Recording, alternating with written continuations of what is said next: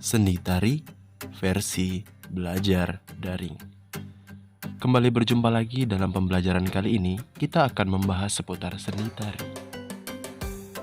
Nah, apa itu seni tari?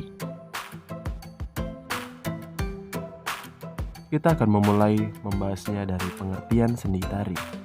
Seni tari adalah salah satu karya seni yang memfokuskan gerakan yang dilakukan oleh seseorang maupun kelompok pada waktu tertentu untuk menyampaikan perasaan atau sebagai media pengekspresi jiwa. Nah, inilah pengertian dari seni tari. Apakah sudah dapat dimengerti? Bagaimana? Sudah paham? Bagus. Kalau begitu kita akan melanjutkan pembelajaran kita kali ini.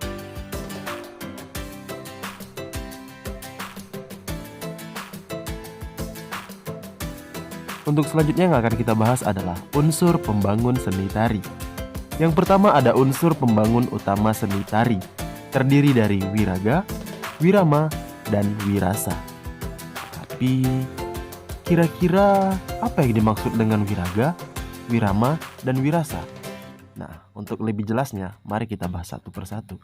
Wiraga atau raga adalah dasar keterampilan gerak tubuh penari yang merupakan inti dari tarian, yang meliputi bagian fisik manusia seperti jari-jari tangan, pergelangan tangan, siku tangan, bahu, leher, dada, perut, pinggul, kaki, wajah, dan bagian tubuh lainnya.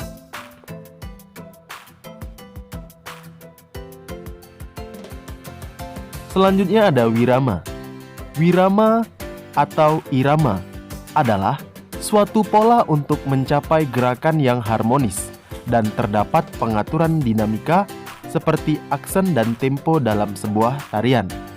Kemudian wirama terbagi dua, menjadi wirama tandak, yaitu ketukan yang berulang atau teratur, dan yang kedua wirama bebas atau ketukan yang tidak harus berulang atau tidak teratur.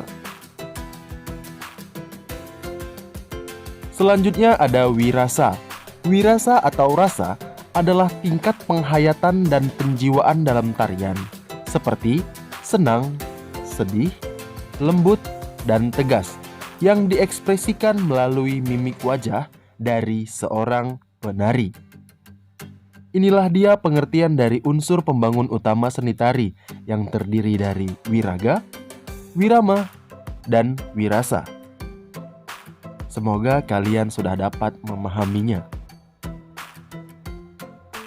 Baik, kita akan melanjutkan ke unsur pembangun seni tari bagian yang kedua. Unsur pembangun pendukung seni tari. Yang pertama ada ragam gerak. Ragam gerak adalah kombinasi dari gerakan tubuh, raut wajah, lirikan mata, dan ekspresi untuk menambah kesan estetis dalam sebuah tarian. Yang kedua, ada ragam iringan.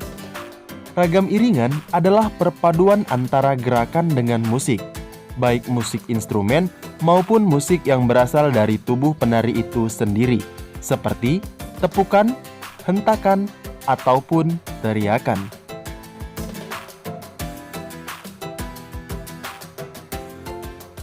Selanjutnya yang ketiga, rias dan kostum. Rias dan kostum adalah perpaduan antara jenis dan tema tarian dengan busana dan riasan yang dibutuhkan untuk menambah kesan dan memperkuat pesan yang akan disampaikan. Dan yang keempat, pola lantai atau blocking. Pola lantai atau blocking adalah perpaduan gerak dan posisi penari sehingga terlihat bagus dan rapi di hadapan penonton. Bagaimana? Sampai di sini, apakah kalian sudah semakin paham? Ya, bagus. Mari kita lanjut. Selanjutnya, jenis-jenis seni tari. Jenis-jenis seni tari berdasarkan jumlahnya. Yang pertama ada tari tunggal atau solo. Tari yang dibawakan oleh satu orang penari. Contohnya, tari Gatot Kaca yang berasal dari daerah Jawa Tengah. Dan yang kedua ada tari berpasangan atau duet. tari yang dibawakan dua orang atau sepasang penari. Contohnya, tari topeng yang berasal dari Jawa Barat. Dan yang ketiga, tari berkelompok atau grup. Tari yang dibawakan lebih dari 3 orang penari atau dilakukan oleh banyak orang. Contohnya, tari saman yang berasal dari daerah Aceh.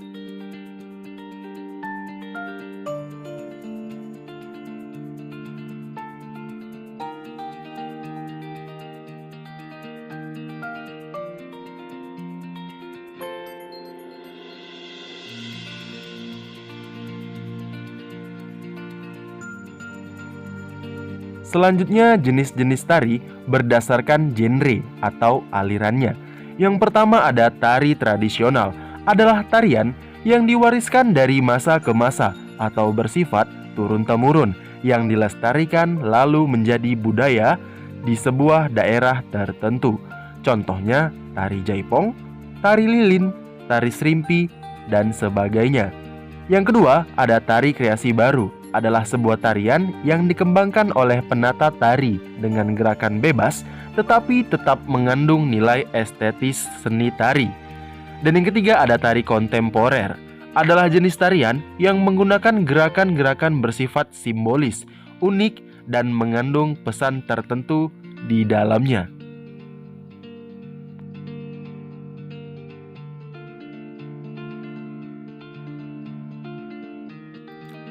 Yang keempat, fungsi seni tari. Berikut ini pembahasan mengenai fungsi seni tari. Yang pertama, tari sebagai media pertunjukan. Adalah tari yang disiapkan untuk suatu acara atau tari yang dipertontonkan maupun dipentaskan. Yang kedua, tari sebagai media upacara. Adalah tari yang dilakukan pada saat upacara adat maupun dalam acara bernuansa ritual keagamaan. Selanjutnya yang ketiga, tari sebagai media hiburan. Adalah tari yang dilakukan dengan tujuan utama hanya untuk menghibur atau sebagai media hiburan semata. Selanjutnya yang keempat, tari sebagai media pergaulan. Adalah tari yang dilakukan semata-mata hanya untuk berinteraksi antar seseorang atau penari saja. Dan yang terakhir, yang kelima, tari sebagai media kesenian. Adalah tari yang dilakukan guna bertujuan untuk melestarikan budaya atau mengapresiasi suatu karya seni. Sekian perjumpaan kita kali ini mengenai seni tari. Semoga bermanfaat, dapat membantu kita semua. Tetap jaga kesehatan, jangan lupa tersenyum, dan tidak lupa saya ucapkan terima kasih. Sampai jumpa.